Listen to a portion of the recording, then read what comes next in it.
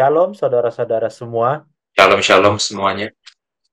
Puji Tuhan kita masih bisa belajar sekolah Sabat bersama Impromptu dan kita sudah masuk di eh, pelajaran ke-12 ya. Tinggal satu pelajaran lagi. Kita menutup triwulan ini, pelajaran di Kitab Keluaran. Dan judul dari pelajaran kita adalah Tolong tunjukkan kemuliaan-Mu. Ya, ini masih lanjutan dari peristiwa kemarin yang baru kita bahas minggu lalu maksudnya, yaitu tentang bagaimana bangsa Israel membuat dosa besar, ya. Dan setelah itu ada interaksi yang penting di sini kita akan bahas antara Musa dan Tuhan ya, dan permintaan Musa dan respon Tuhan kita akan bahas lebih dalam di sini. Dan eh, sedikit sebelum kita mulai nanti, kami ingin menginformasikan bahwa untuk pelajaran ini itu juga sudah tayang di diskusi Sekolah Sahabat milik Hope Channel Indonesia. Ya, seperti yang kami katakan pelajaran Sahabat lalu bahwa kami mengisi untuk pelajaran 11, 12 dan 13 di diskusi Sekolah Sahabat milik Hope Channel Indonesia. Nah, jadi saudara kalau bisa ke bagian video mereka lalu klik terbaru, nah itu yang terbaru itu adalah pelajaran ke-11. Sorry, pelajaran ke-12 untuk pelajaran ini. Gitu ya. Jadi saudara bisa nonton juga di situ untuk menambah wawasan karena sekali lagi ada hal yang tidak kami sampaikan lagi di sini, tapi ada juga hal yang hanya kami sampaikan di sini, gitu ya.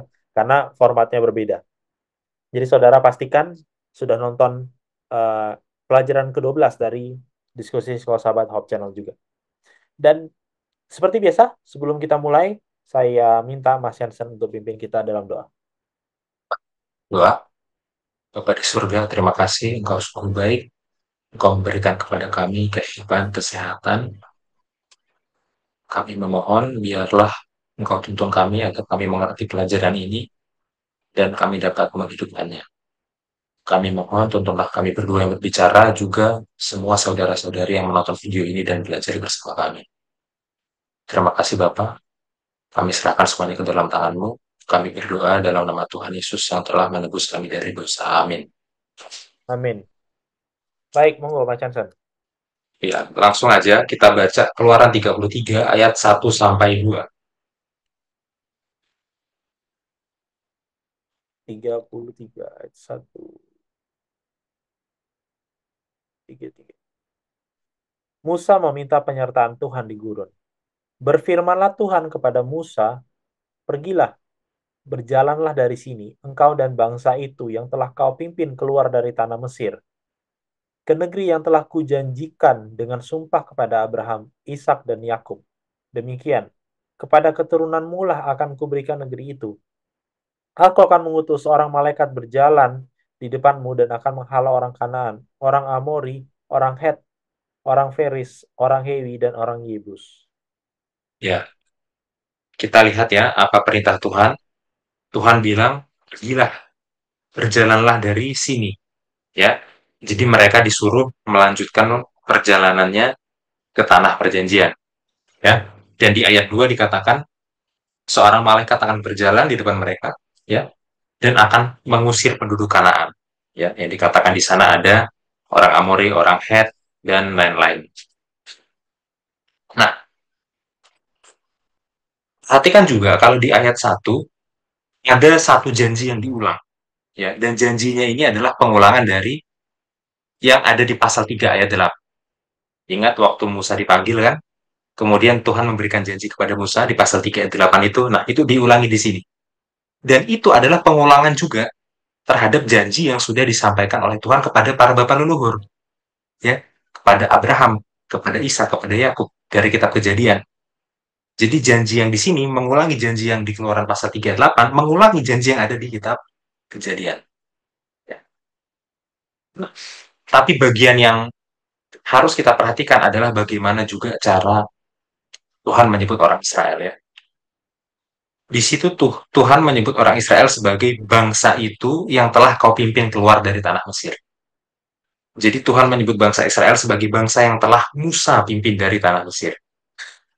Bukan disebut sebagai bangsa yang kupimpin, bangsa yang Tuhan pimpin, enggak. Tuhan menyebutnya sebagai bangsa yang Musa pimpin. Ya, jadi gaya bahasa Tuhan itu belum menyebut Israel sebagai umatnya lagi, tapi masih, ya ini umatnya Musa, masih seperti itu. Ya, gaya bahasanya. Oke, kita lanjutkan, Bill, ke ayat 3. Ayat 3, yakni ke suatu negeri yang berlimpah-limpah susu dan madu. Sebab aku tidak akan berjalan di tengah-tengahmu, karena engkau ini bangsa yang tegar tengkuk, supaya aku jangan membinasakan engkau di jalan. Ya, kalau tadi di ayat 1, Tuhan bilang, Israel ini adalah bangsa yang Musa pimpin, ya, bukan bangsa yang Tuhan pimpin. Ya, sekarang Tuhan buat pernyataan yang lebih jelas lagi. Aku tidak akan berjalan di tengah-tengahmu. Tuhan tidak akan berjalan di tengah-tengah orang Israel. Lebih jelas lagi, ya. Nah, itulah yang perlu kita pertanyakan, ya. Apa maksudnya Tuhan tidak berjalan di tengahnya orang Israel? Ya. Nah, saya mengutip komentari dari seorang rabi, rabi Yahudi, ya, dan seorang pemikir Yahudi dari abad pertengahan, namanya adalah Ibnu Ezra. Ya, dia ini sangat terkenal karena dia ini mengomentari Alkitab dengan pendekatan linguistik, ya, pendekatan tata bahasa, gitu ya. Nah, tolong ditampilkan dulu komentarnya dari websitenya Sefaria, ya. Ya, dan memang ini adalah komentar yang kuno, ya, bukan komentar modern, jadi jaraknya ke kita sudah ratusan tahun yang lalu. Ya. Perhatikan di sebelah kanan itu, ya. Ibnu Ezra berkata, Kilo ala bikarefsa, karena tidak aku akan naik di tengah-tengahmu. Nah, itu mengutip keluaran, ya. Kemudian Ibnu Ezra menjelaskan, lo ya asu, ya, kalian tidak akan membuat mishkan, kalian tidak akan membuat tempat syakan, ya, tempat berkemah. Oke, kilo eshkun, karena aku tidak akan berkemah, maksudnya Tuhan tidak akan berkemah, tuh di antara Bnei Israel, ya, anak-anak Israel, orang Israel. Ya, perhatikan bahwa Ibnu Ezra mengomentari keluaran, apa, kitab keluaran yang ditulis dalam bahasa Ibrani, dia komentarnya dalam bahasa Ibrani juga, ya, dan ditulis tanpa ikut lagi. Ya, jadi menurut Ibnu Ezra, ya, waktu dikatakan Tuhan tidak berjalan lagi di tengah-tengah bangsa Israel, maksudnya apa? Maksudnya adalah tidak akan dibangun kemah suci. Ya, jadi Tuhan tidak berjalan di tengah-tengah bangsa Israel, maksudnya adalah pembatalan pembangunan kemah suci. Itu maksudnya. Ya, dan jelas komentar Ibnu Ezra ini, ya, kita bisa uji bahwa ini valid. Kalau kita bandingkan dengan pasal-pasal sebelumnya, ya, contohnya di Keluaran 25 ayat 8, waktu Tuhan bilang mau tinggal di tengah bangsa Israel, itu konteksnya kan mau membangun bait suci, ya kan? Apa katanya itu dalam bahasa Ibrani, "Vishyachati betocham," dan aku akan tinggal di tengah-tengahmu. Maksudnya apa? Akan ada bait suci di tengah, apa, di tengah bangsa Israel, dan di bait suci itu Tuhan tinggal. Kalau dikatakan Tuhan tidak akan lagi ada di tengah mereka, berarti bait sucinya batal dibangun, itu maksudnya, ya. Jadi ya, sesuai berdasarkan konteks kita keluaran itu sendiri, ya, komentar dari Ibnu Ezra ini. Ya. Oke, mari kita lanjutkan, Bill, ke ayat 4 sampai 5. Ketika bangsa itu mendengar ancaman yang mengerikan ini, berkabunglah mereka dan seorang pun tidak ada yang memakai perhiasannya. Berfirmanlah Tuhan kepada Musa, katakanlah kepada orang Israel, kamu ini bangsa yang tegar tengkuk. Jika aku berjalan di tengah-tengahmu saat pun, tentulah aku akan membinasakan kamu. Oleh sebab itu, tanggalkanlah perhiasanmu, maka aku akan melihat apa yang akan kulakukan kepadamu. Waktu dikatakan di ayat 3, Tuhan tidak akan lagi berjalan di tengah orang Israel, bangsa Israel merespon, ya. Dan respon bangsa Israel sudah tepat, ya. Mereka meresponnya dengan berduka, berkabung, gitu ya. Dan sebagai bentuk duka mereka, ya, mereka itu tidak pakai perhiasan apapun. Bahkan perhiasan apapun yang mereka pakai itu dilepaskan, ditanggalkan.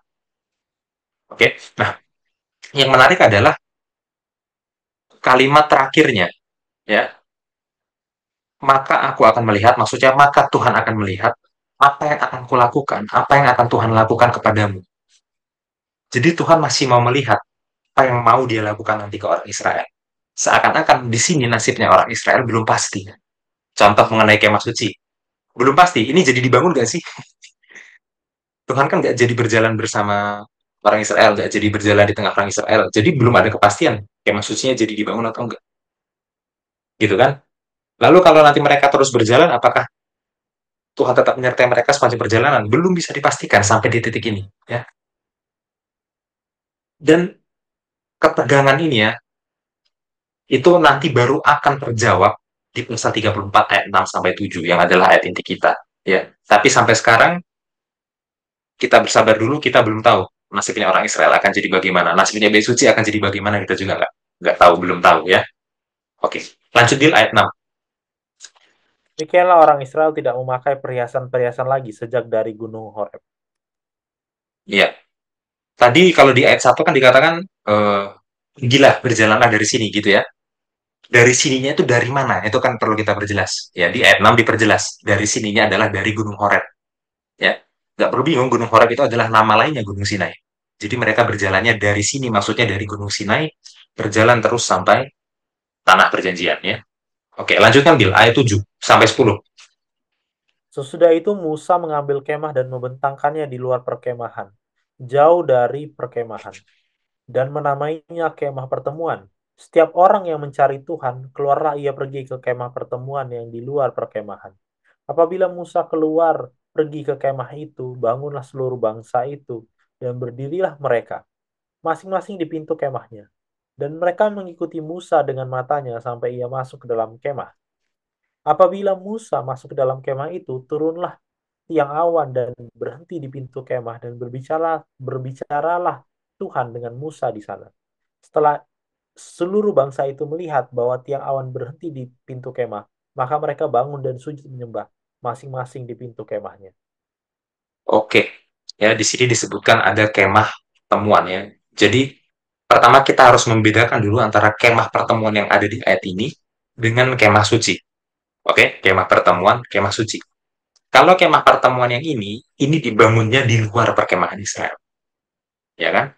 Kalau kemah suci itu dibangunnya di tengah-tengah perkemahan Israel. Ya, meskipun kemah suci itu kadang-kadang disebut juga dengan istilah kemah pertemuan. Itu bagian yang agak menjebak ya.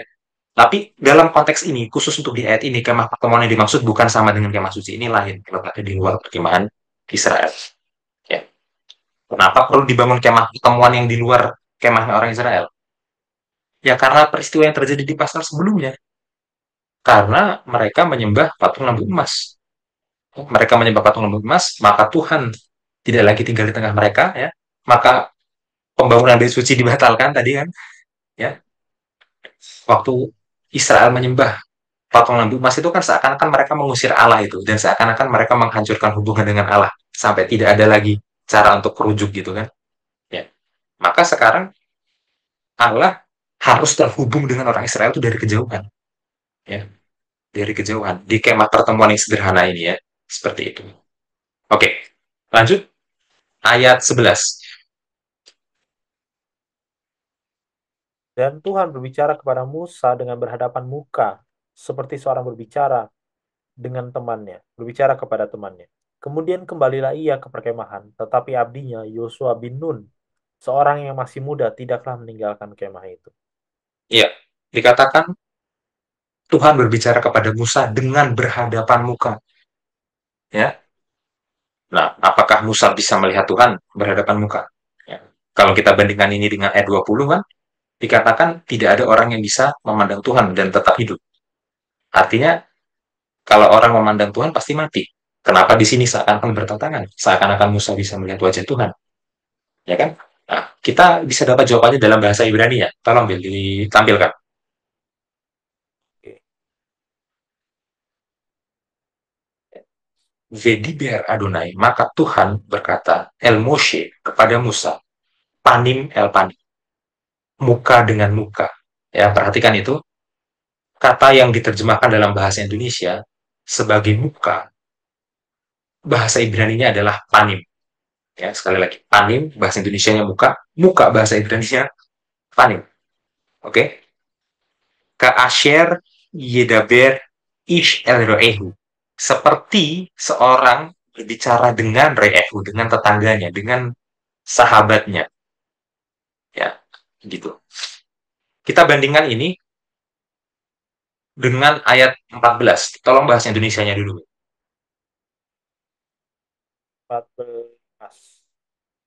Lalu ia berfirman, aku sendiri hendak membimbing engkau dan memberikan ketentraman kepadamu.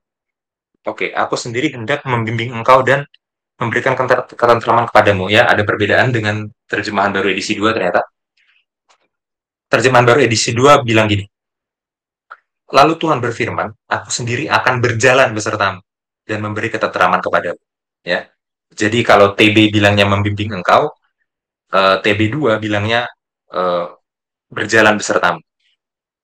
Ya, nah sekarang kita baca ke bahasa Ibrani.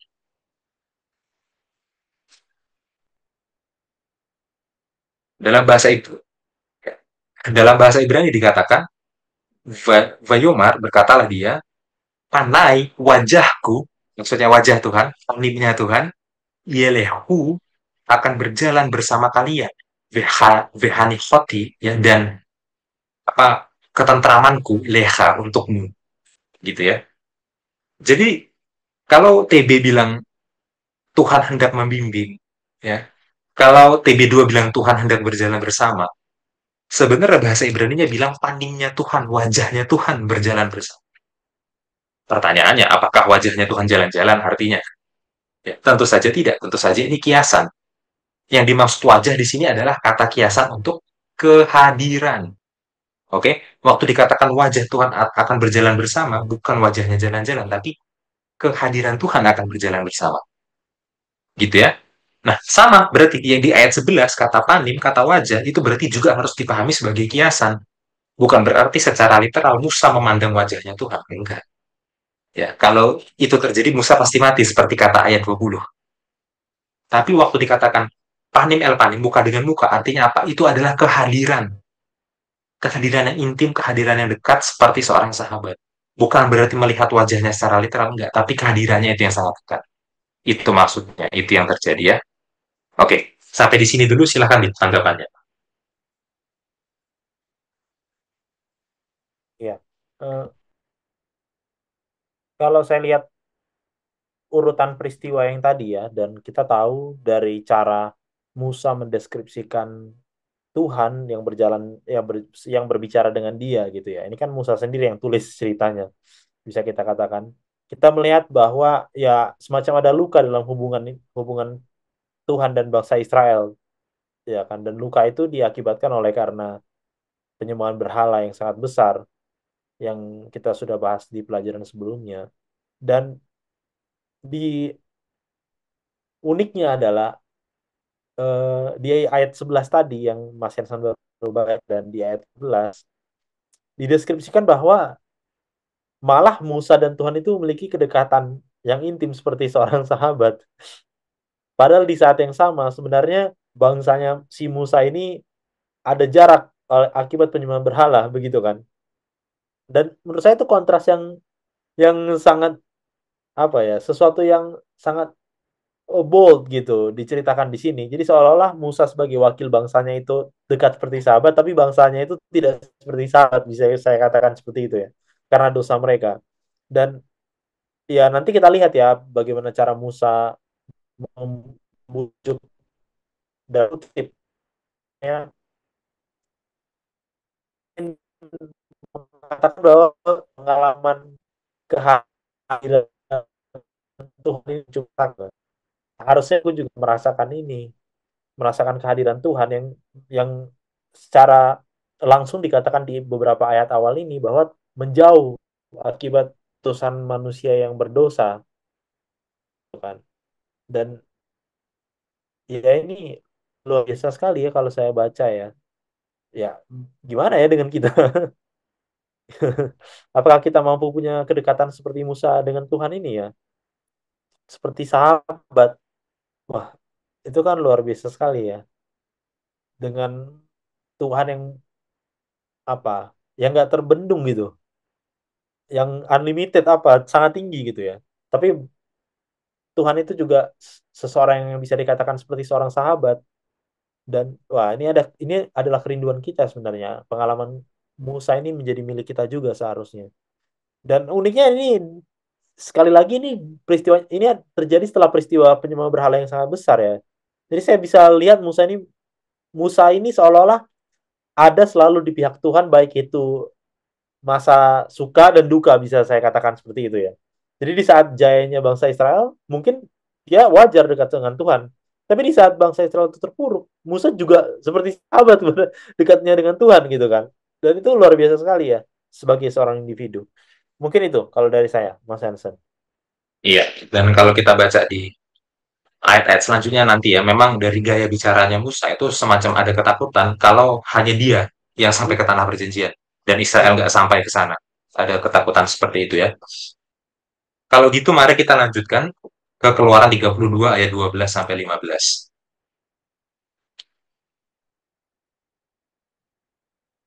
32, 33, Sorry, Keluaran 33 ayat 12 sampai 15. 11 sampai. Oke. Lalu berkatalah Musa kepada Tuhan, memang engkau berfirman kepadaku, suruhlah bangsa ini berangkat, tetapi engkau tidak memberitahukan kepadaku, siapa yang akan kau utus bersama-sama dengan aku. Namun demikian engkau berfirman, aku mengenal namamu dan juga engkau mendapat kasih karunia di hadapanku. Maka sekarang, jika aku kiranya mendapat kasih karunia di hadapanmu, beritahukanlah kiranya jalanmu kepadaku, sehingga aku mengenal engkau, supaya aku tetap mendapat kasih karunia di hadapanmu. Ingatlah bahwa bangsa ini umatmu. Lalu ia berfirman, aku sendiri hendak membimbing engkau dan memberikan ketentraman kepadamu. Berkatalah Musa kepadanya, jika engkau sendiri tidak mau membimbing kami, janganlah suruh kami berangkat dari sini. Ya, di ayat 12 itu ya kita bisa lihat ya, ada kesan bahwa Musa itu tidak siap untuk pergi sendiri ke tanah perjanjian kan. Ya, Ya, siapa yang akan kau utus bersama dengan aku, ya kan, dan lain sebagainya. Jadi, ya Musa nggak mau ke tanah perjanjian sendiri. Ya. Kalau utama, kalau Tuhan nggak ikut, apalagi gitu ya. Jadi Musa mau minta kepastian kalau Tuhan itu masih akan bersamanya. Dan tentunya Israel juga, ya. Dan bagaimana Tuhan menjawabnya? Tuhan menjawabnya di ayat 14 yang tadi sudah sempat kita baca ya. Tuhan berjanji, Tuhan akan membimbing engkau. Tuhan akan memberikan ketentraman kepada engkau. Jadi Tuhan yang akan membimbing Musa, Tuhan akan memberikan ketentraman dari Musa. Ya, tapi belum disebut Israel di situ ya. Belum disebut Tuhan akan membimbing Israel, Tuhan akan memberikan ketentraman bagi Israel, belum disebut ya.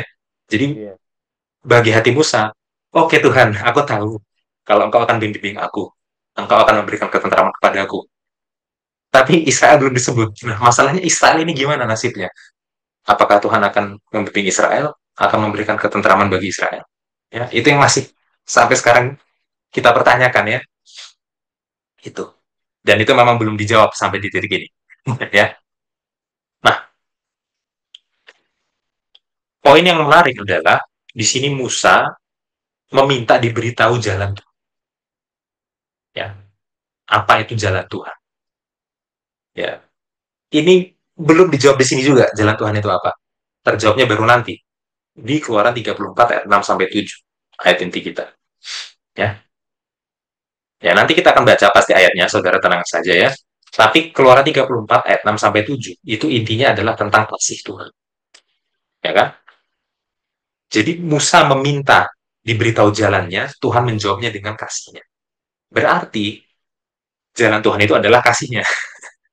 Itulah jalan Tuhan. Ya. Dan ini dikonfirmasi oleh Alkitab sendiri. Ya, Alkitab menjelaskan dirinya sendiri. Ya, mari sama-sama kita buka Mazmur 103 ayat 7 sampai 8.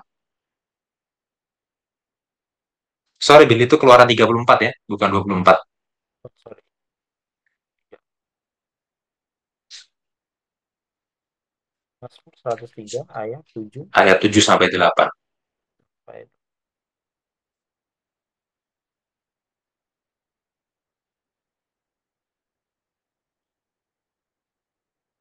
Ia telah memperkenalkan jalan-jalannya kepada Musa, perbuatan-perbuatannya kepada orang Israel.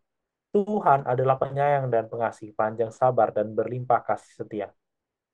Iya, jadi Mazmur ini adalah komentari tertua terhadap keluaran 33 yang tadi baru kita baca ya, terutama keluaran 33 ayat ayat 13 ya. Jadi komentar itu nggak harus sesuatu yang di luar Alkitab kan. Kadang-kadang Alkitab kan mengomentari dirinya sendiri gitu ya. Meskipun ini komentarinya dalam bentuk puisi, dalam bentuk lagu. Di ayat 7 itu jelas Mazmur mengutip Keluaran 33 ayat 13. Ia telah memperkenalkan jalan-jalannya kepada Musa. Jelas mengutip. Ya. Tapi di ayat 8, dia mengutip Keluaran 34 ayat 6 dan 7. Tuhan adalah penyayang dan pengasih, panjang sabar dan berlimpah kasih setia. Jadi memang betul, Mazmur sendiri mengonfirmasi bahwa jalan Tuhan yang ditanyakan Musa di Keluaran 33 ayat 13 itu adalah kasih Tuhan yang di Keluaran 34 ayat 6 dan 7. Ya. Perhatikan cara Mazmur mengomentarinya kan, seperti itu. Jadi aplikasinya bagi kita apa? Ya, aplikasinya adalah mengenal jalan Tuhan, mengetahui jalan Tuhan itu bukan hanya sekedar intelektual saja. Ya, ya kita bisa mungkin merasa sudah mengetahui jalan Tuhan karena kita mengerti doktrin, karena kita mengerti teologi. Tapi meskipun itu ada hubungannya dan itu sangat baik, itu sendiri belum mengenal jalan Tuhan. Mengenal jalan Tuhan itu artinya apa? Mengenal kasihnya Dia, menerima kasih Tuhan kepada kita dan memanturkan kasihnya ke orang lain. Jadi tandanya orang mengenal Tuhan, mengetahui jalan Tuhan itu apa? Ya tandanya dia jadi orang yang pengasih, seperti Tuhan adalah pengasih. Gitu ya. Oke, kita lanjutkan, Bim. Keluaran 33 ayat 16 sampai 17.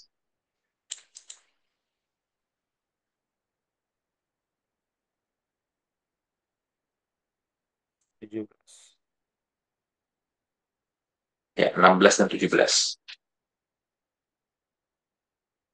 Dari manakah gerangan akan diketahui bahwa aku telah mendapat kasih karunia di hadapanmu, yakni aku dengan umatmu ini? Bukankah karena engkau berjalan bersama-sama dengan kami, sehingga kami, aku dengan umat ini, beda dari segala bangsa yang ada di muka bumi ini? Berfirmanlah Tuhan kepada Musa, juga hal yang telah kau katakan ini akan kulakukan, karena engkau telah mendapat kasih karunia di hadapanku dan aku mengenal engkau. Ya, perhatikan di ayat 17, juga hal yang telah kau katakan ini akan kulakukan. Hal yang kamu katakan Musa, akan aku kabulkan itu Tuhan. Nah, emangnya apa hal yang Musa katakan itu? 16. Ya, pada dasar ayat 16 kan bilang, Musa bilang, tolong hadir lagi, berjalan lagi bersama-sama dengan kami. Ya, tolong berjalan lagi di tengah-tengah kami. Ya, atau dengan bahasa yang lain, parafrase, tolong jangan batalkan pembangunan bait suci. Ya, ya kan? Bait suci lah kehadiran Tuhan di tengah-tengah mereka. Bait suci lah tandanya bahwa Tuhan ikut berjalan ke tanah perjanjian bersama dengan mereka. Tolong itu jangan dibatalkan Tuhan. Ya, itulah tandanya kalau kami umatmu, kalau engkau ada di tengah-tengah kami, kalau bait suci jadi dibangun. Di ayat 17 bilang, yang kau katakan itu, kehadiranku, pembangunan bait suci, akan kulakukan, akan kukabulkan. Jadi disinilah terjadinya momen di mana Tuhan bilang, oke, okay, aku akan hadir lagi di tengah-tengah kalian. Oke, okay, bait suci akan dilanjutkan deh, nggak jadi dibatalkan. Karena tadi di ayat 3 kita sempat baca kan, Tuhan sudah bilang tidak akan berjalan di tengah-tengah mereka. Tuhan sudah bilang seakan-akan ya memang bait suci nggak jadi dibangun. Ya, sekarang setelah Musa ya memohon terus-menerus, ya oke oke oke. Ya, aku akan berjalan lagi di tengah-tengahmu bait suci kira ya dibangun. Jadi dibangun. Gitu ya. Kenapa? Karena Musa sudah mendapat kasih karunia di mata Tuhan. Jadi permintaan Musa dikabulkan ya. Dan frasa kayak gini ya, mendapat kasih karunia di mata Tuhan, itu cuma dua orang di sepanjang Alkitab kan yang dijelaskan seperti ini ya. Yang pertama Nuh, yang kedua Musa. Jadi nggak main-main itu kalau dikatakan mendapat kasih karunia di mata Tuhan ya. Oke, sampai sini silahkan tanggapannya. Bi. Iya, dan bagian dari permintaan ini ya, kalau saya lihat di ayat 16 itu, aku dengan umatmu, aku dengan umatmu. Jadi Ya, seolah-olah dia tidak mau terpisah dengan bangsa Israel ya. Ketika dia bilang kemah suci, jalan bersama, dia selalu bilang, ini bangsa ini kan, yang aku dan bangsa ini kan, gitu ya. Di ayat 16 itu, dan itu unik ya.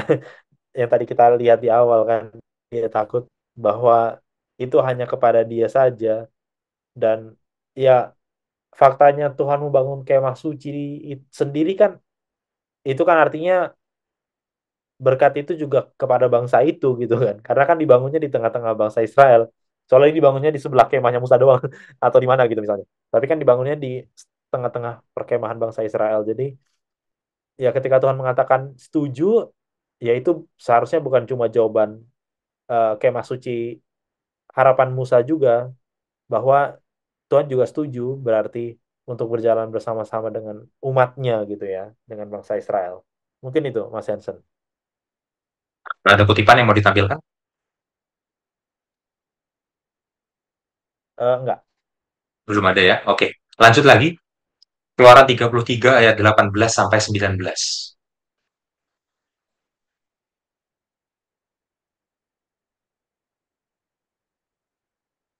Keluar.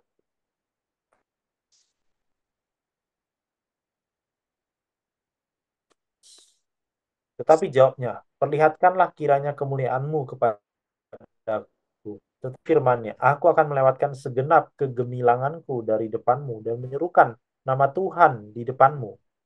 Aku akan memberikan kasih karunia kepada siapa yang kau beri kasih dan mengasihani siapa yang kasihani.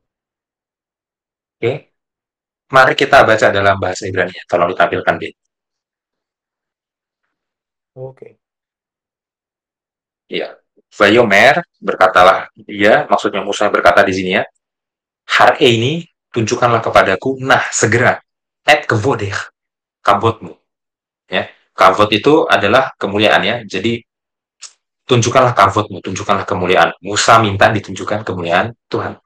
Ya, kita lanjut ayat 19. Vayomer berkatalah dia, ya, sekarang Tuhan yang berkata, Ani, aku, Avir, aku akan membuat lewat, ya, bahasa Ibrani-nya gitu ya. Kol tuvi, semua tuvku, semua kebaikanku. Al paneha, di hadapanmu. Ya. V karati beshem Adonai lefaneha. Ya, dan aku akan menyebutkan, menyerukan dalam nama Tuhan. Ya, Tuhan bilang nama Tuhan ini menarik ya.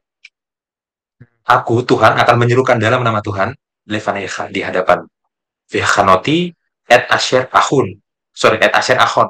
Dan aku akan uh, memberikan kasih karunia kepada yang mana aku berikan kasih karunia.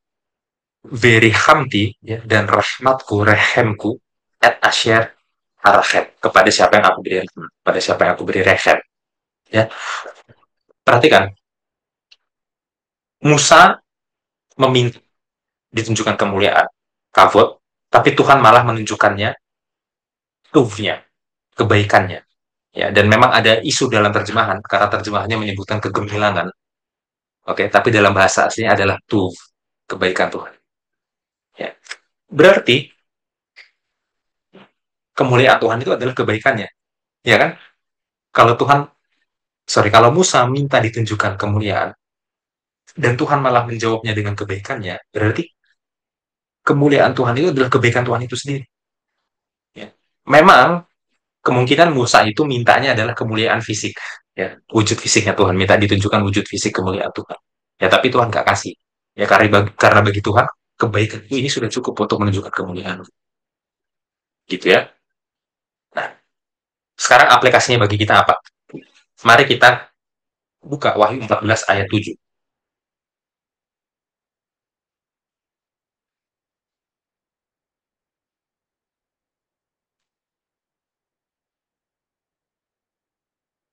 Ya, Dan ia berseru dengan suara nyaring, takutlah akan Allah dan muliakanlah dia, karena telah tiba saat penghakimannya, dan sembahlah dia yang telah menjadikan langit dan bumi dan laut dan semua mata air. ya. Ternyata dalam pekabaran tiga malaikat untuk akhir zaman, ya, manusia itu disuruh untuk muliakanlah dia. Manusia disuruh untuk memuliakan Tuhan. Ya. Tadi kalau di Keluaran Musa meminta ditunjukkan kemuliaan Tuhan. Nah, masih ingat dulu tadi apa kemuliaan bahasa Ibrani-nya? Eh, apa tadi? Kabot itu kebaikan ya? Enggak, kebaikan itu adalah tuh. Oh, kebaikan itu tuh. Ya, jadi betul ya, Kabot. kavot, betul kavot ya. Ya. Oh, Kalau tuh itu dia satu akar kata dengan kata to. Tof Ya, ya. Tov itu adalah baik, ya. Baik. Tov itu baik, bagus. Kalau Tuv itu adalah kebaikan. Ya. Jadi kalau Tov itu kata sifat, Tuv itu kata benda. Kan gitu ya. Hmm. Nah, kalau kemuliaan itu adalah kavod. Tapi dia satu akar kata dengan kata kavet. Kata kavet yang artinya adalah berat atau bobot. Hmm. Ini yang mungkin kita nggak akan bisa temukan ya dalam terjemahan apapun ya. Contoh terjemahan bahasa Indonesia. Kata kemuliaan akar katanya adalah mulia. Oke, ya. Jadi kata kemuliaan dan kata mulia itu satu akar. Dalam kata bahasa Inggris ya, kata glory ya mungkin punya punya beberapa varian yang lain gitu ya. Ada glorify memuliakan, glorified dimuliakan gitu ya. Tapi dalam bahasa Ibrani, kavod kemuliaan itu satu akar kata dengan kavet berat atau berbobot. Artinya apa? Kalau sesuatu itu mulia, berarti dia adalah sesuatu yang berbobot, sesuatu yang punya berat, gitu ya, sesuatu yang serius, ya kan? Nah, berarti memuliakan Tuhan itu apa? Memuliakan Tuhan itu adalah menganggap Tuhan itu punya berat, punya bobot dalam pikiran, perkataan, perbuatan kita. Ya kan? Karena zaman sekarang ya, seakan-akan Tuhan itu udah nggak ada bobotnya lagi. Ya, Tuhan itu udah nggak ada beratnya lagi. Bagi kita yang berbobot itu apa sih? Ya, hal-hal yang berkaitan dengan uang mungkin bagi kita itu yang berbobot ya. Ya nggak penting lagi Tuhan. Hal-hal yang berkaitan dengan karir mungkin itu berbobot. Nggak penting lagi Tuhan. Hal-hal yang berkaitan dengan budaya populer mungkin itulah yang berbobot. Nggak penting lagi Tuhan. Tapi memuliakan Tuhan artinya apa? Bobot terbesar dari pertimbangan kita, pikiran, perkataan, perbuatan kita itu adalah Tuhan. Kalau kita mau memikirkan sesuatu, mau mengatakan sesuatu, mau berlaku sesuatu, kira-kira apa ya yang apakah ini sudah sesuai dengan kehendaknya Tuhan? Gitu loh, ya kan? Dan waktu kita apa istilahnya hidup gitu ya, sesuatu yang kita anggap sebagai sesuatu yang berbobot, yang paling berbobot dari segala sesuatu yang ada di dunia ini adalah Tuhan. Ya, jangan sampai nanti begitu kita uh, apa istilahnya berbicara tentang budaya populer ya, wah ini nih pembahasan berbobot daging kata kita kan, kita sedih, kita merasa itu penting nggak perlu dengarkan, bagi kita ada bobotnya, gitu kan? Sedangkan podcast yang lain-lain kita bisa dengar berjam-jam. Bagi kita ini berbobot banget, daging banget. Belajar Alkitab ya, 10 menit aja udah bosen. Ya, karena bagi kita nggak berbobot sesuatu yang berkaitan dengan Tuhan. Memuliakan Tuhan itu bukan cuma sekedar sebuah konsep abstrak. Enggak, memuliakan Tuhan itu benar-benar real. Segala sesuatu dalam kehidupan kita ya Tuhan yang lebih lebih bobot, lebih beratnya ke Tuhan, bukan ke yang lain. Ya, jadi itulah memuliakan Tuhan. Itulah memuliakan Tuhan. Ya, itu aplikasi bagi kita. Oke, kembali lagi kita keluaran. Kita lanjutkan. Keluaran 33 ayat 20 sampai 23.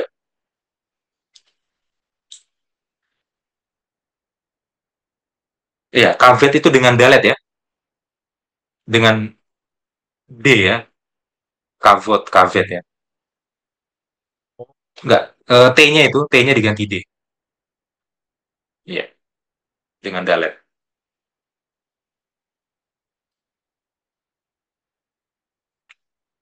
Oh, dan bukan dengan Ki ya, dengan K ya. Buat tadi aku udah benar. 22 sampai 23 ya.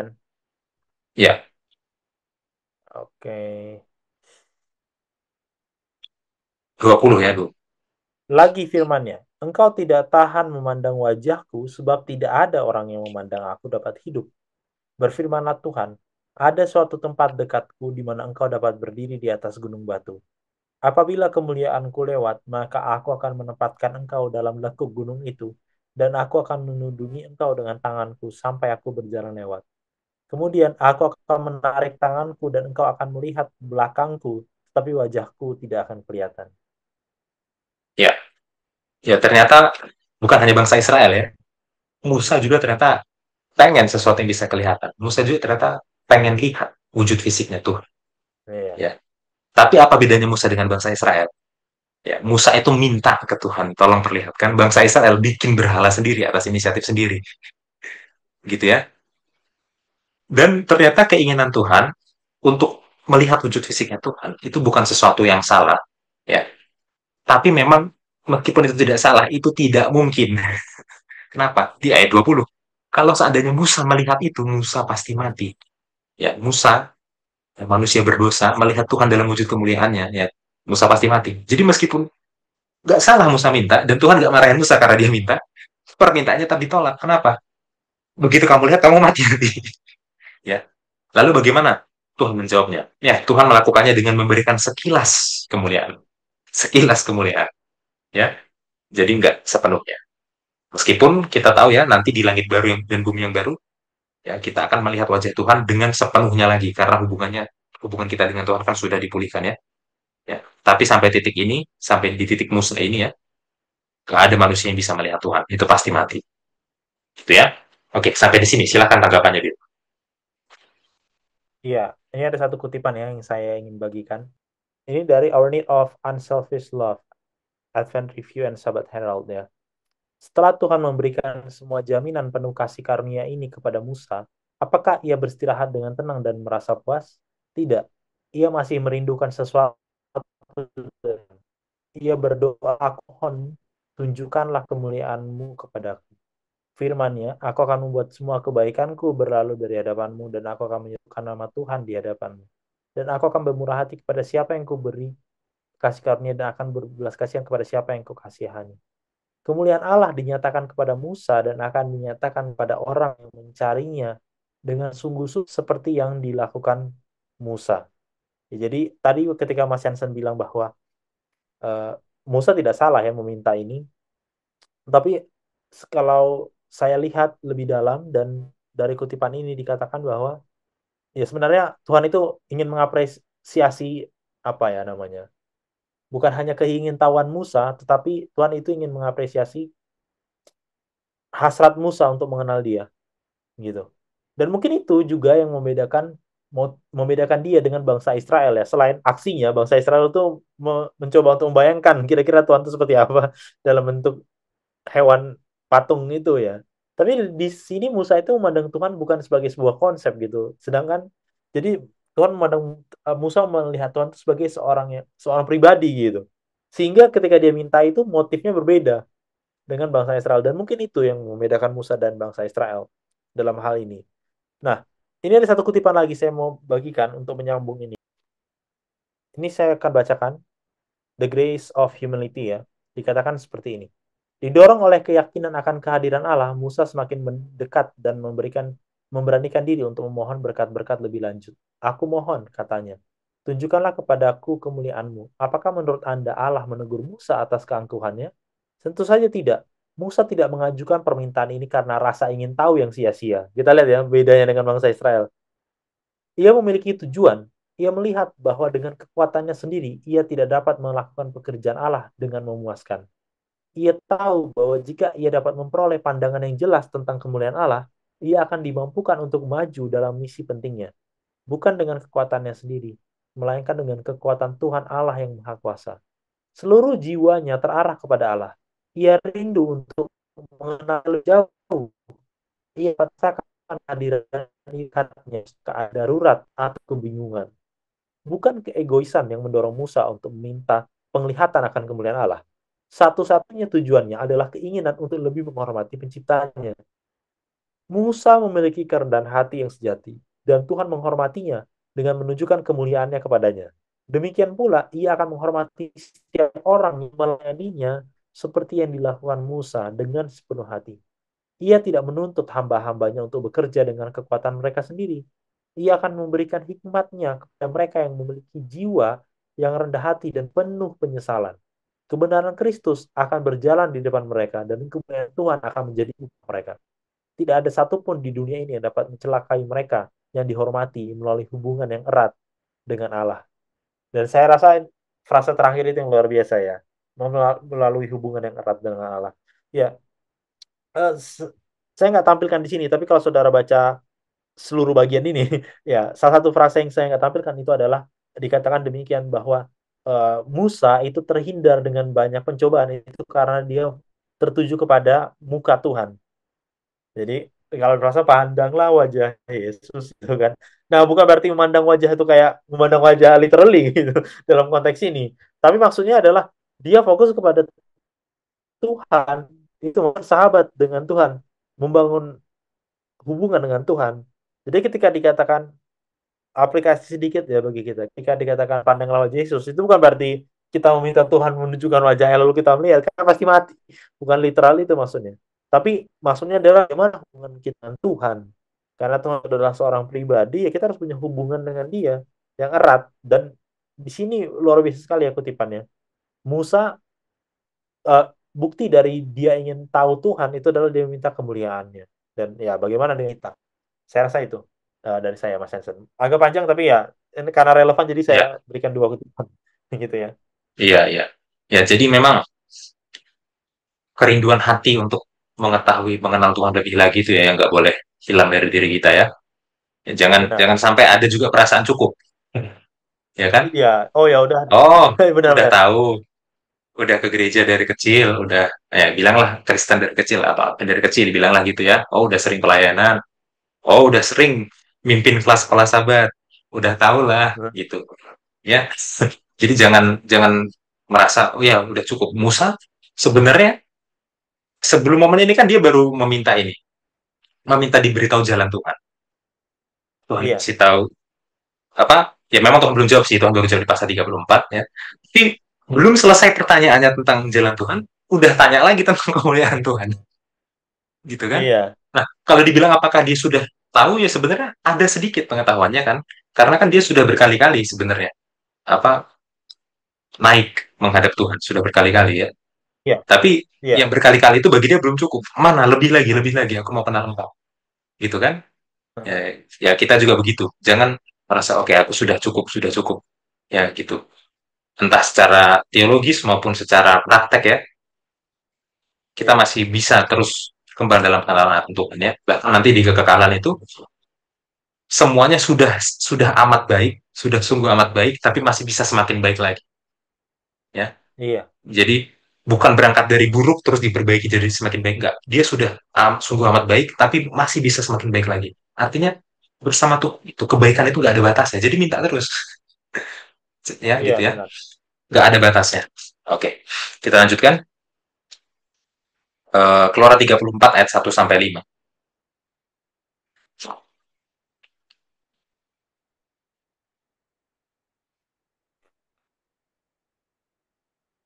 Dua loh batu yang baru.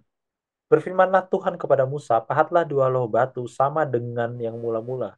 Maka aku akan menulis pada loh itu segala firman yang ada pada loh yang mula-mula yang telah kau pecahkan. Berfirmanlah, bersiaplah menjelang pagi dan naiklah pada waktu pagi ke atas gunung Sinai. Berdirilah di sana, menghadap aku di puncak gunung itu. Tetapi jangan ada seorang pun yang naik bersama-sama dengan engkau, dan juga seorang pun tidak boleh kelihatan di seluruh gunung itu. Bahkan kambing domba dan lembu pun tidak boleh makan rumput di sekitar gunung itu. Lalu Musa memahat dua loh batu sama dengan yang mula-mula. Bangun ia pagi, naiklah ia ke atas gunung Sinai, seperti yang diperintahkan Tuhan kepadanya, dan membawa kedua loh batu itu di tangannya. Turunlah Tuhan dalam awan, lalu berdiri di sana dekat Musa, serta menyerukan nama Tuhan. Ya. Jadi Musa harus membuat dua loh batu ya karena yang pertama sudah dia pecahkan. Dia harus buat sendiri ya dan diserahkan ke Tuhan. Ya artinya bagaimanapun Musa memecahkan dua loh batu yang pertama itu salah. Ya. Iya, Sebagaimanapun bangsa Israel bersalah dan sebagaimanapun dia marah, ya Musa tetap salah. Jadi dia harus ganti. Ya meskipun nggak ada hukuman yang terlalu fatal di sini, ya nggak ada hukuman misalkan kayak Musa dihukum mati atau apa, nggak ada hal-hal kayak gitu ya. Ya tapi dia harus ganti itu. Oke, lanjut ayat 6 sampai 7 ayat inti kita.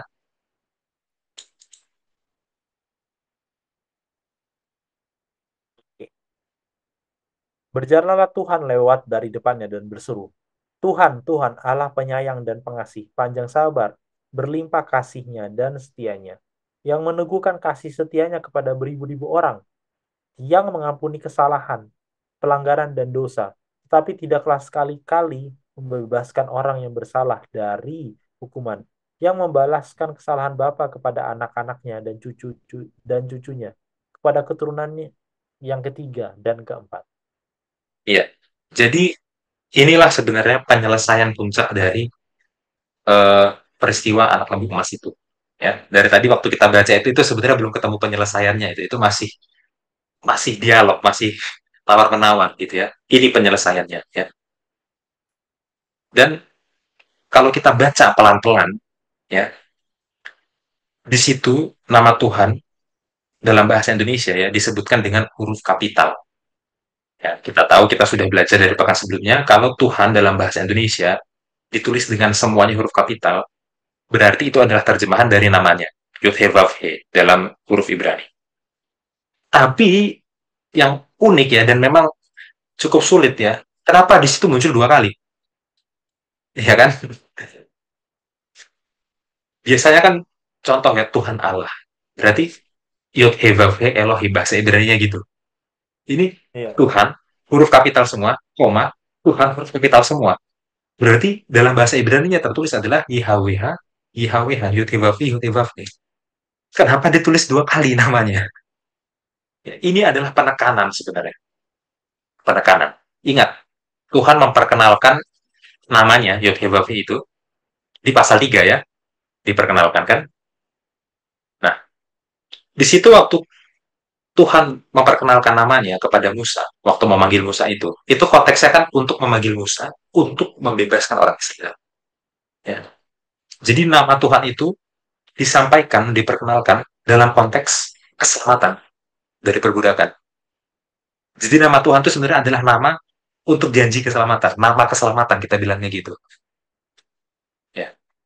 Ini ditulis dua kali namanya, Tuhan Tuhan dengan huruf kapital semuanya, Yod He Vav He diulang dua kali kalau di bahasa aslinya. Itu untuk mengingatkan lagi ke Keluaran 3, ingat nama itu. Ingat nama orang yang berjanji akan menyelamatkan itu. Dia masih Tuhan yang sama. Jadi sekarang dia akan melakukan apa yang sudah disebutkan di pasal 3. Dia masih akan menyelamatkan. Ya. Karena kalau hanya ditulis sekali, ya mungkin kita menganggap, ya, ini cuma menjelaskan siapa yang sedang berbicara, gitu kan. Tapi kalau ditulis dua kali, berarti ada penekanan. Ini kan baik-baik ini namanya. Dua kali. Dia loh yang bicara. Dia yang dengan nama ini loh, yang dari pasal 3 itu loh, yang berjanji mau menyelamatkan itu loh yang bicara. Gitu ya. Jadi kita harus lebih teliti ya waktu baca Alkitab ya. Kalau ada pengulangan seperti ini, dan pengulangannya itu terkesan bertele-tele, itu berarti ada sesuatu yang dimaksud sama penulis. Ya. Karena kalau hanya masalah ngomongin siapa yang berbicara, ditulis sekali udah cukup kan? Tuhan Allah penyayang dan pengasih. Udah cukup kan? Harus dua kali. Penekanannya jelas ada. Gitu ya. Oke, kita buka bahasa Ibrani ya. Supaya kita lihat sendiri. Memang Yotevavke tertulis dua kali di situ ya. oke. 34 ya, ayat 6. Ya, oke. Avor, maka lewatlah Adonai, Yotevave, Tuhan, Oal Panav, ya, di atas wajahnya, maksudnya di depannya gitu ya. Veikra, dan berserulah, Adonai, Adonai, Yotevave, Yotevave. Terlihat itu dua kali ya. Oke. El Rahum, dia Iya, adalah Allah yang Rahum. Ya. Rahum itu ada dalam bahasa Indonesia, apa kata serapannya? Ya. Kata rahmat dalam bahasa Indonesia itu serapan dari Rahum, ya kan? Dan ada satu kata yang seakar dengan Rahum, kata Rahim. Rahim itu apa? Rahimnya ibu itu. Ya, jadi waktu dikatakan El Rahum, Allah yang Rahum, Allah penuh rahmat, itu maksudnya apa? Allah yang punya kasih sayang seperti seorang ibu, seperti rahim ibu.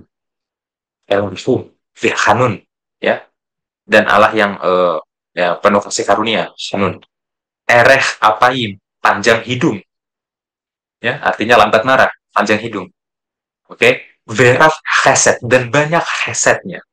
Ve'emet, dan benar, ya. Ini sangat kaya penjelasannya, ya. Dan ada satu kata di situ, kata Chesed ya. Itu susah diterjemahkan, oke? Okay? Bisa diterjemahkan sebagai kasih, bisa diterjemahkan sebagai kesetiaan, bisa diterjemahkan sebagai murah, bisa diterjemahkan sebagai pengampun, ya. Jadi waktu seseorang dia itu pengasih dan dia setia dan dia pengampun, jadi satu, itulah Chesed, ya kan? Ve'emet, dan benar, gitu kan? Ya, jadi itulah Tuhan.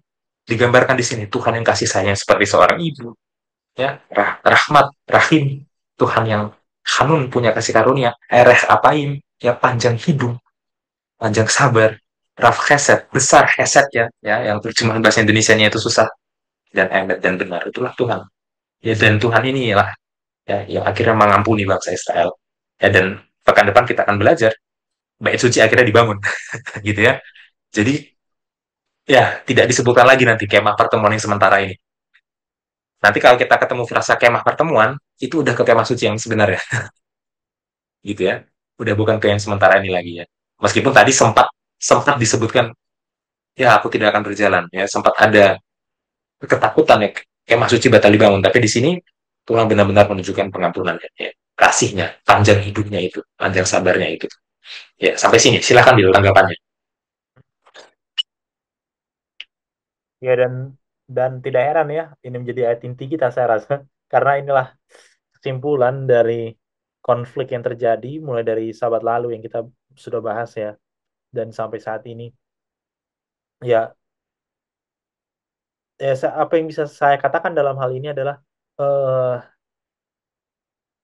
Tuhan ya, momen ini Tuhan mengampuni bangsa Israel boleh saya katakan. Ya, dan luar biasa sekali ya apa yang Tuhan berikan kepada Musa, dan bagaimana Tuhan mem- mendeskripsikan dirinya gitu. Seolah-olah kayak gini loh, kalau misalnya kita udah berbuat salah kepada orang gitu ya, yang sangat besar sekali, sangat besar. Kita mau ketemu aja nggak enak gitu kan. Dan kalau kita lihat tadi deskripsinya di kemah pertemuan, itu masih kemah pertemuan ya. Lihat tadi waktu Musa menghadap orang Israel semuanya bangun gitu kan. Terus lihat itu kayak seolah-olah mereka kayak aduh gimana ya, aduh gimana ya ini, aduh bersalah banget ya, ngerti nggak? Jadi kayak ada emosi kayak gitu. Mereka bangun, aduh gimana ya ini. Dan ketika di ayat memberikan, ya udah, saya mengampuni. Sekarang kamu tahu kan bahwa aku itu adalah orang yang panjang sabar, pengasih, setia, heset, benar. Jadi seolah-olah ketika Tuhan bilang, Musa bilang kepada Tuhan, Tuhan tunjukkanlah kemuliaan-Mu Tuhan. Ya Tuhan tunjukkan dengan kasihnya gitu ya. Ya, fakta bahwa Tuhan mengampuni bangsa Israel itu adalah fakta Tuhan mengasihi bangsa Israel. Itulah fakta Tuhan mengasihi menurut saya. Jadi bukan cuma bangsa Israel sudah dibawa keluar dari Mesir dan fakta bahwa mereka masih hidup sampai sekarang itu juga adalah bukti dari kasih Tuhan. Tapi bukti bahwa Tuhan mau mengampuni bangsa Israel dan mau dalam usaha rekonsiliasi dengan bangsa Israel, itu adalah fakta yang nyata kasihnya juga gitu loh. Dan ya luar biasa sekali cerita ini ya. Saya rasa ya seberapapun berdosanya kita ya, kalau kita melakukan apa yang Musa lakukan dalam hal ini adalah mendekat kepada Tuhan gitu kan, meminta kemuliaannya, berkomitmen kembali gitu ya. Ya, maka hasil yang sama juga seharusnya Tuhan berikan ya kepada kita. Janji yang sama kita bisa klaim juga. Mungkin itu, Mas Hansen. Oke, apa ada kutipan yang mau ditampilkan gitu?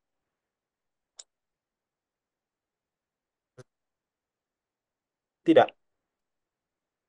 Oke ya, untuk bagian ini belum ada ya. Oke, kita lanjutkan ke Keluaran 34 ayat 29 sampai 35. Oke. Kemarin tiga.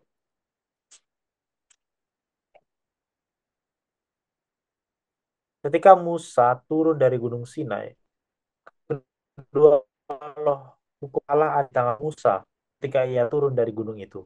Tidaklah ia tahu bahwa kulit mukanya bercahaya oleh karena ia telah berbicara dengan Tuhan.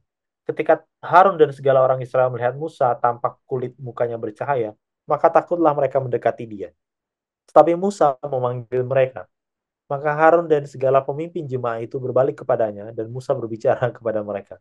Sesudah itu mendekatlah segala orang Israel, lalu disampaikannya lah kepada mereka segala perintah yang diucapkan Tuhan kepadanya di atas Gunung Sinai. Setelah Musa selesai berbicara dengan mereka, diselubunginya lah mukanya. Tetapi apabila Musa masuk menghadap Tuhan untuk berbicara dengan dia, ditanggalkannya lah selubung itu sampai ia keluar. Dan apabila ia keluar, dikatakannya lah kepada orang Israel apa yang diperintahkan kepadanya.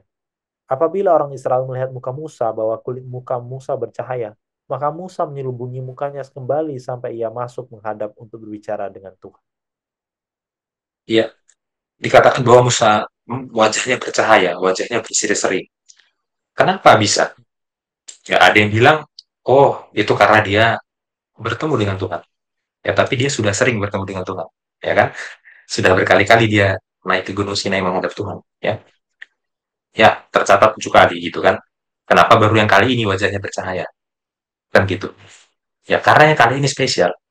Ya, yang kali ini dia benar-benar memahami jalan Tuhan. Ya, yang mana jalan Tuhan itu adalah kasihnya itu. Kali ini dia benar-benar memahami kemuliaan Tuhan, yang mana itu adalah eh, kebaikannya Tuhan. Ya, dan bahkan tadi dia sudah sedikit dikasih kemuliaan fisiknya juga ya. Jadi memang ada yang spesial yang terjadi di yang kali ini ya.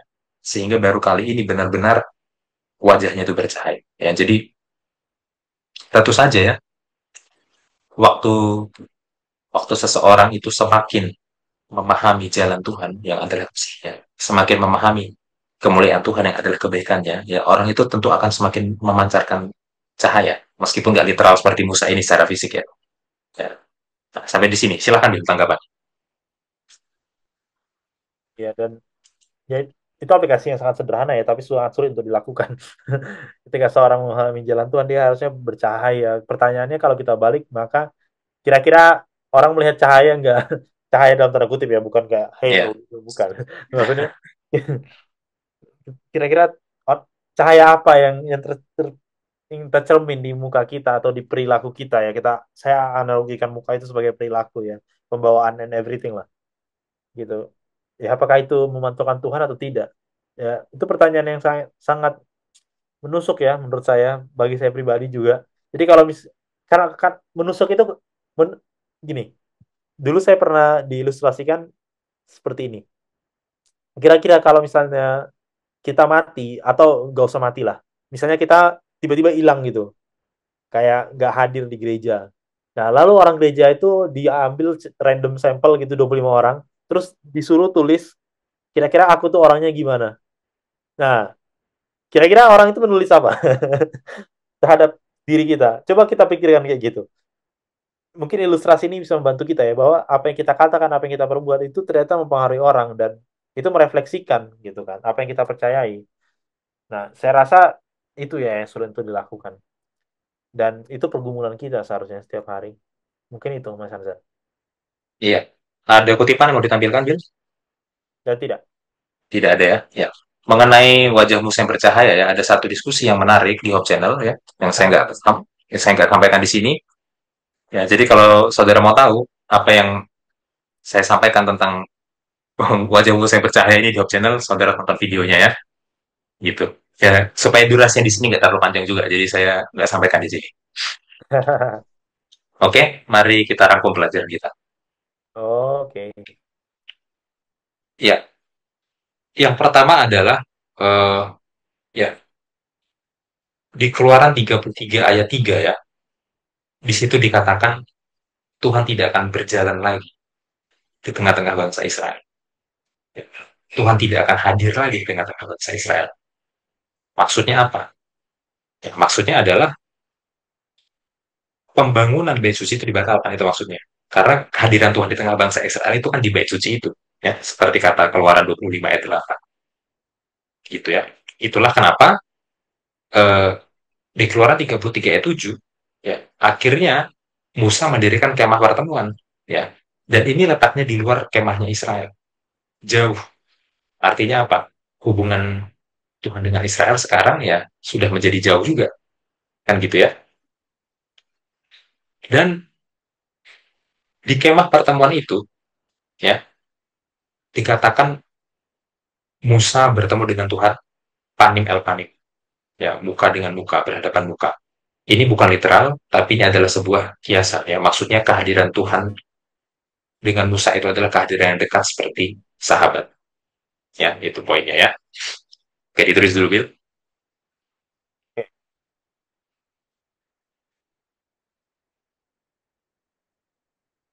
Ya, kemah pertemuan itu di ayat 7-nya, memandang muka dengan muka di ayat 11-nya.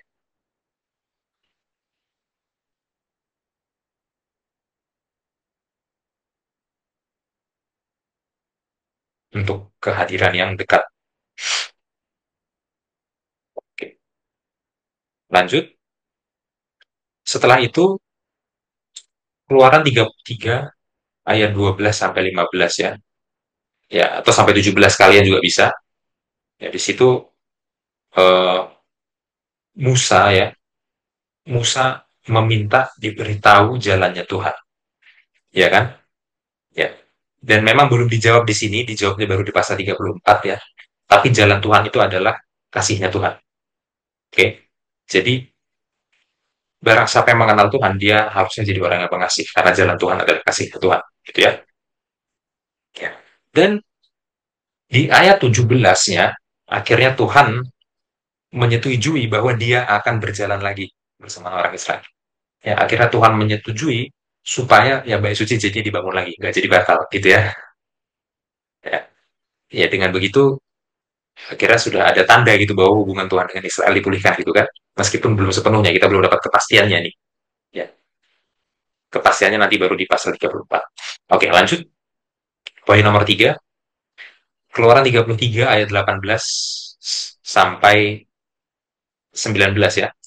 Di situ dikatakan bahwa Musa meminta ditunjukkan kemuliaannya Tuhan. Ya, ya. Sebenarnya niatnya Musa adalah meminta kemuliaan wujud fisiknya Tuhan. Ya, dan itu bukan hal yang salah. Permintaannya sendiri nggak salah. Tapi tetap nggak dikabulkan. Kenapa? Ya karena nggak mungkin dikabulkan. Kalau itu dikabulkan, ya seperti kata ayat 20-nya, ya Musa pasti mati kalau itu dikabulkan.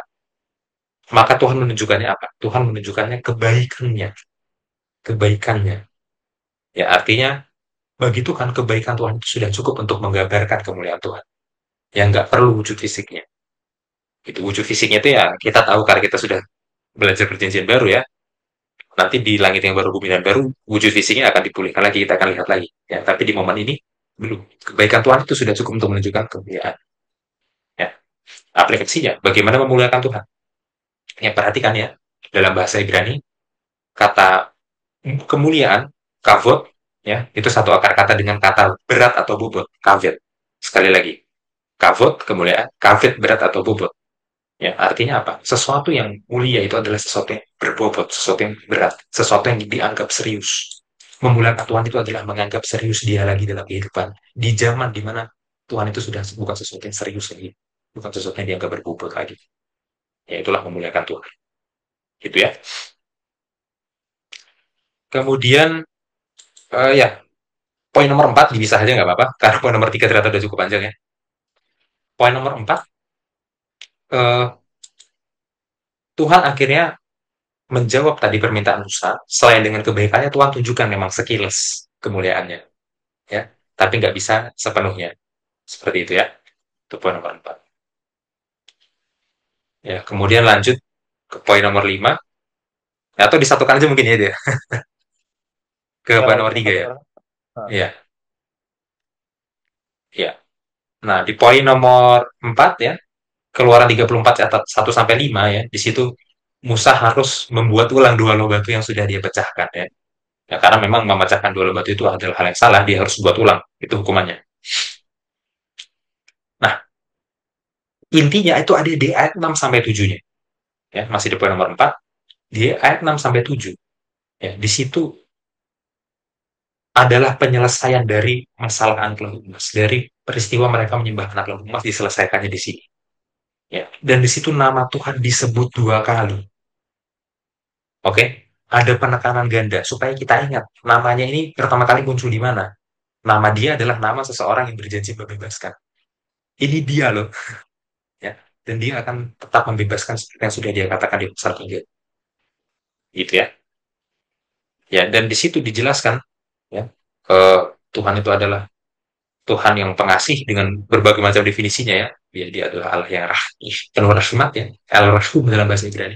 Artinya dia adalah Allah yang memiliki kasih seperti kasih seorang ibu. Ya. Allah yang penuh rahmat, Al-Rahum itu adalah seperti kasihnya ibu yang memiliki rahim. Ya kira-kira begitu permainannya kan. Dikatakan juga bahwa dia itu Hanun, itu penuh kasih karunia. Dikatakan juga bahwa dia itu Hesed. Ya. Hesed itu adalah kasih, kesetiaan, kebaikan, kemurahan jadi satu. Ya, dan dikatakan bahwa dia itu emet, dia itu benar. Ya, dia mengampuni Israel. Itulah Tuhan ya. Ya, dan ini ayat yang sangat besar ya, sangat ya ini bukan ayat yang bisa tiba-tiba, kan ada memang ayat yang kadang-kadang orang lupakan ya, meskipun sebenarnya semua ayat penting gitu kan. Tapi ini ayat kunci di seluruh kita, mungkin kita bisa bilang gitu ya. Poin nomor 5, eh, ya, Keluaran 34 ayat 29 sampai 35. Ya, di situ dikatakan Musa wajahnya berseri-seri. Meskipun dia sudah berkali-kali masuk ke hadirat Tuhan, baru di sini dia berseri-seri, bercahaya. Kenapa? Ya karena disinilah dia mengetahui jarak Tuhan. Disinilah dia mengetahui kemuliaan Tuhan. Disitulah dia menjadi berseri. Ya, dia memantulkan cahaya Tuhan itu. Ya. Dan aplikasinya bagi kita ya, marilah kita memantulkan cahaya Tuhan, memantulkan kasihnya, memantulkan kebaikannya. Ya, meskipun nggak secara literal wajah kita bercahaya seperti Musa ya. Sampai di sini. Silahkan Bill tanggapannya. Ada lagi? Ya, saya rasa cukup ya pelajaran kita. Yang ini pelajaran kali ini memang cukup nggak terlalu banyak gitu ya peristinya, tapi tidak kurang aplikasinya saya rasa. Ya banyak sekali hal Ya, yang kita pelajari dari pelajaran ini. oke. Ya, eh tolong Bill diumumkan ada juga lagi Mas video Hasan terbaru kita. sebelum ya saudara-saudara sekalian, eh kami kembali mengingatkan ya memberitahu hari Senin lalu kita sudah rilis video bagian kedua dari seri Trinitas ya. Seri Trinitas kita di bagian kedua dengan judul Doktrin Kealahan dalam Sejarah Gereja. Nah, masih sama dibawakan oleh Pendeta Doni ya tentu, dan ada Q&A-nya, dan Q&A yang ini lebih interaktif saya rasa dari pelajaran yang pertama karena Pendeta Doni menambahkan banyak kutipan ya yang dia mungkin awalnya tidak share gitu di materinya yang pertama. Sorry, materinya yang dibawakan untuk kedua ini gitu ya di slideshow-nya. Terus karena Q&A jadi dia menambahkan banyak kutipan. Itu bagus sekali saya rasa bagian Q&A yang ini. Dan ya beberapa orang yang sudah nonton ini pada saat video ini direkam 93 orang ya, tapi beberapa orang yang sudah nonton ada yang bilang bahwa wah ini teknis sekali, sangat akademis gitu. Ya. Dan eh, apa namanya? Saudara bukan cuma saudara yang merasakan itu, saya secara pribadi juga merasakan itu. Karena di sini pendeta itu berbicara tentang banyak sekali paham ya, yang aneh dan ya bukan cuma aneh, kadang-kadang nggak dengan mudah kita serap gitu ya tentang paham Trinitas. Tapi kita harus tahu itu, saudara, karena ya kita harus tahu juga beberapa pandangan dari gereja lain atau bahkan dari komunitas lain tentang kealahan. Dan di sini luar biasa sekali, banyak sekali isu yang dibahas ya. Mas Yarsan sendiri komentarnya nih terhadap video ini Ya, kayaknya apa nih pesannya? eh, ini membahas tentang Allah ya. Kalau kita mau memuliakan Allah, berarti Allah itu adalah Allah yang berbobot, Allah yang berat ya. Hmm. Jadi jangan dianggap ini itu nggak terlalu penting. Nah iya, Kalau kita seperti pelajaran kali ini memuliakan Allah, ya berarti pelajaran tentang Allah adalah pelajaran yang berbobot, pelajaran yang berat. Ini daging. Ya, memang ada hal-hal iya, yang sulit. Saya harus akui sangat sulit bahkan. Ya, mungkin dari semua video yang pernah tayang di channel YouTube ini adalah video teologi yang paling rumit. Ya, iya, dan ada begitu banyak nama bapak-bapak gereja yang mungkin kurang familiar. Kemudian istilah-istilah teologi yang kurang familiar, bahkan nama teolog-teolog modern, bukan hanya bapak gereja, teolog modern yang kurang familiar. Ya, saudara bisa tonton sambil pause, kemudian browsing, siapa sih orang ini? Ya, kemudian iya, kalau ada konsep tertentu, pause lagi, browsing lagi, apa sih konsep ini maksudnya ya? Subordinasi, defensibility, ya, dan lain sebagainya. Ya, itu akan worth it. Kenapa? Ya, karena kita akan bisa benar-benar membedakan mana Trinitas yang Alkitabiah dengan Trinitas yang memang nyangkut ke benar. Alkitab, tapi sudah ketambahan konsep-konsep pemikiran sendiri, filsafat, gitu ya. Yang mana dalam kekristenan secara luas ya, dan ini bukan sesuatu yang spesifik hanya Advent ini sangat luas ini, kekristenan secara umum. Yang mana di kekristenan secara luas, Trinitas itu apa ya? Trinitas itu seperti labirin gitu loh. Sekali kita masuk, bisa jadi kita akan berjalan Fixing muter-muter dan pada kita nggak tahu ujungnya kemana. Karena begitu Trinitas Alkitabiah ini coba didefinisikan dengan filsafat, wah, it's a mess gitu ya. Nah, di sini kita mencoba untuk bisa setidaknya memetakan, oh, ini ajaran yang ini, oh ini ajaran ini ajaran ini begini, begini, begini. Nah, kita bandingkan dengan pelajaran satu. Di pelajaran satu, konsep Alkitabiahnya kan udah jelas. Nah, kita bisa nilai yang mana yang benar, yang mana yang salah dari berbagai pandangan Trinitas yang ada berdasarkan pelajaran satu, berdasarkan Alkitab. Ya, jadi waktu kita ngomongin Trinitas, entah di jemaat atau bahkan bertemu dengan yang non Advent, kita sudah tahu berbagai macam perbedaan pandangan dan perdebatannya ya. Dan ini sesuatu yang berbobot ya. Iya, Ini sesuatu yang berbobot. Ingat pelajaran kali ini ya, pelajaran pekan ini gitu loh. Jadi pesan saya berusaha lah teman-teman, berusaha ya. Apa bukan hanya Bill ya, bukan hanya teman-teman dekat kami, salah satu editor kami itu namanya Abid juga dia berusaha keras untuk mengedit ya. Karena kalau mengedit kan dia harus paham dulu kan, gitu ya. iya harus Tapi nonton dulu. bukan hanya iya, tapi kita semua orang orang Kristen secara umum, orang Advent secara umum, kita semua bisa lebih baik lagi dalam pemahaman doktrin. Ya. Saya percaya kita semua bisa lebih baik lagi, kita bisa belajar lebih baik lagi. Ya. Dan ini tujuannya juga untuk memotong gap antara dunia akademik dengan awam ya. Karena Iya. pendeta Doni nggak pernah ngomong ini di mana-mana loh.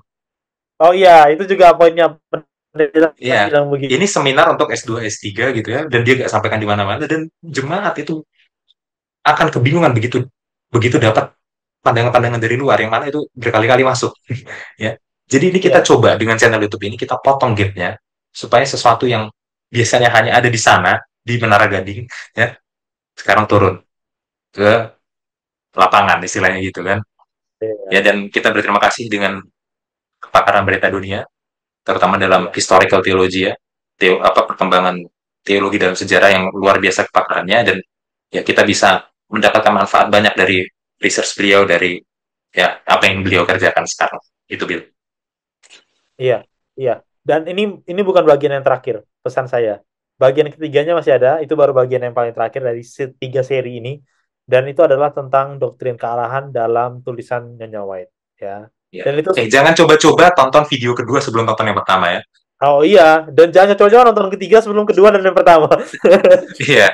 Iya, enggak Iya. karena soalnya gini, kalau saya bilang oh Ellen White, mereka langsung oh yaudah lanjut lanjut karena lebih relevan kan. Wah, ini lebih advent. Yang ini kan bahas semua. Jangan nonton yang pertama dulu. Padahal Itu harus paham dalam sejarah Kristen umumnya dulu harus paham itu kan sebenarnya.